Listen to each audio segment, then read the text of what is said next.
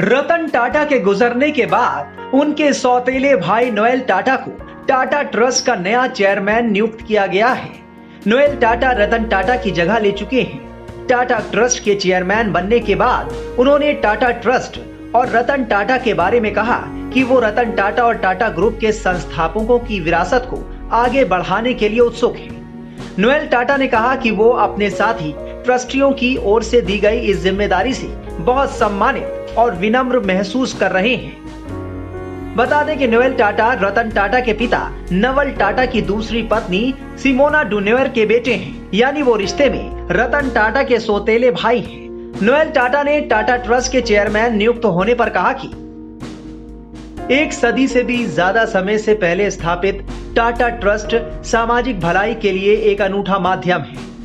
हम अपने विकास और परोपकारी पहलों को आगे बढ़ाने और राष्ट्र निर्माण में अपनी भूमिका निभाने के लिए खुद को फिर से समर्पित कर रहे हैं। मैं इस जिम्मेदारी के लिए साथी ट्रस्टियों से सम्मानित और विनम्र महसूस कर रहा हूं। मैं रतन टाटा और टाटा ग्रुप के संस्थापकों की विरासत को आगे बढ़ाने के लिए तत्पर हूं।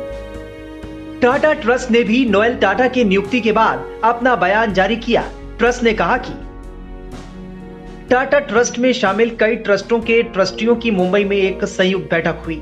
उन्होंने टाटा ट्रस्ट के चेयरमैन रतन एन टाटा के निधन पर शोक व्यक्त किया और टाटा ग्रुप के साथ राष्ट्र निर्माण में उनके योगदान को याद किया। इस बैठक में सर्वसम्मति से नोएल टाटा को टाटा ट्रस्ट का चेयरमैन नियुक्त किया गया। उनकी नियुक्ति तत्काल प्रभाव से लागू की गई।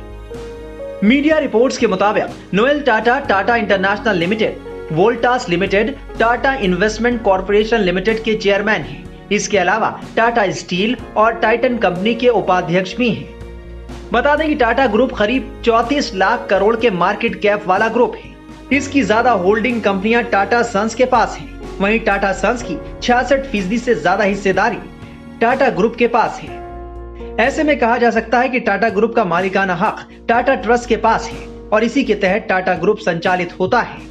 ऐसे में नोएल टाटा को टाटा ट्रस्ट का चेयरमैन नियुक्त करना एक महत्वपूर्ण फैसले के तौर पर देखा जा रहा है।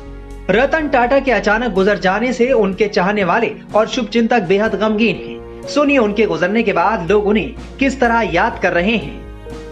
क्या है सर, आज इतना बड़ा माँ दुर्गा देवी की हम लोग पूजा है और हम लोग का जो टाटा स्टील के जो बहुत बड़ा देखा जाए तो संस्थापक थे या जो भी बोले, हम लोग का मालिक थे, गॉड थे, भगवान थे, जिसके चलते जो हमारे सब साथी लोग, हम लोग घर परिवार चलता है। आज हम लोग दुनिया छोड़ के चल गए तो ऐसा लग रहा है सर हम लोग अकेला हो गए। हम लोग पीछे कोई नहीं है। बहुत दुखी है सर, बहुत दुखी है सर। ये माँ दुर्गा देवी का आज पूजा है, लेकिन अब घर में बच्चा उच्चा लोग है। आज वाइफ भी बोली बच्चा लोग पूरे घुमाने के लिए, लेकिन अब घूमने की इच्छा नहीं हो रहा सर। लगता कोई मेरा अपना कोई मर गया। मेरे तरफ से भाई हम बहुत ही दुख है।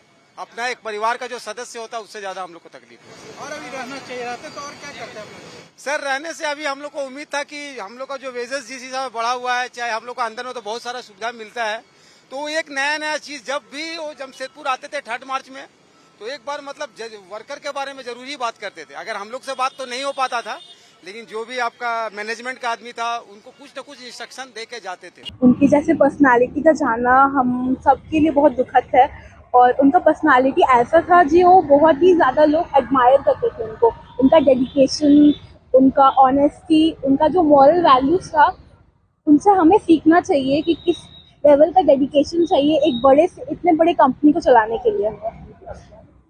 के द्वारा जो किया गया कार्य के बारे में कुछ बताया? बहुत सारे कार्य है जो जमशेदपुर के लिए स्पेशली बहुत हेल्पफुल है। आज जमशेदपुर एक स्टील सिटी है तो सिर्फ उनके फैमिली, उनका जो टाटा ग्रुप है उसकी वजह से है। तो अगर हम लोग कहीं भी स्टैंड करते हैं इन नेशनल और इंटरनेशनल लेवल, तो वो पूरा टाटा को डेडिकेटेड है। जी, हमें अभी ही पता चला है सोशल मीडिया और ये सब गूगल्स वगैरह के न्यूज़ के थ्रू। ये काफ़ी दुख की बात है, हमें काफ़ी ख़राब लग रहा है क्योंकि हमने सोचा नहीं था कि उनका, टाटा जी जैसे महान पुरुष का निधन ऐसे अचानक होगा और ये काफ़ी हमारे लिए बहुत दुखमय बात है। और बस यही कहना चाहूँगी कि आज टाटा नगर जमशेदपुर अगर कुछ भी जिस भी मुकाम पर है वो सिर्फ टाटा जी के वजह से है। टाटा जी जमशेद जी और रतन टाटा जी के वजह से जो इतनी डेवलपमेंट हुई है, एंड उनके जैसे पर्सनालिटी ने जितना कुछ किया है हमारे कंट्री के लिए, ताकि सिर्फ जमशेदपुर के लिए, हमारे भारत के लिए भी उन्होंने बहुत कुछ किया है। तो वो सबको अगर हम देखें तो हमने बहुत ही बड़ा रत्न भारत का खोया है। तो रतन टाटा जी सिर्फ उनका नाम रतन नहीं, वो सच में एक रत्न थे। और बस यही कि हमने आज बहुत बड़ी चीज खो दी है, इंडिया का सबसे बड़ा अनमोल रतन हमने खो दिया है। तो बस मैं यही कहना चाहूंगी। कहना क्या चाहेंगे, बड़े दुख की बात है कि आज हमारे बीच रतन टाटा जी नहीं रहे। कुछ आधा घंटा पहले हम लोगों को पूजा कमेटी के द्वारा और मीडिया के द्वारा भी मालूम चला कि रतन टाटा जी नहीं रहे। हम लोग को पूजा कमेटी के सदस्य की ओर से एक गहरा दुख व्यक्त हुआ कि आज जो टाटा कंपनी के वर्कर और टाटा में जो हम लोग बसे हैं, आज उन्हीं के पीछे हम लोग जितने भी परिवार के लोग हैं, आज टाटा जी के देन है कि जो आज हम लोग टाटा जी के नाम से उनको जानते थे और आज वो हमारे बीच ही रहे। बड़े दुख की बात है। तो आज हम लोगों ने मिलकर सभी ने अपनी पूजा कमेटी की ओर से उनको श्रद्धांजलि अर्पित किए। साथ ही भक्तों ने भी जो मिलकर यहाँ पर खड़े होकर उनको 2 मिनट का मौन रखकर उनको सच्ची श्रद्धांजलि अर्पित किए। और हम चाहते हैं पूजा कमेटी को से भगवान उनकी आत्मा को शांति प्रदान दे। और हम लोगों ने निर्णय लिया कि आज हम लोग कोई रिकॉर्डिंग गाना नहीं बजाएंगे। बाप आपका शुभ नाम? किरीट सुरती।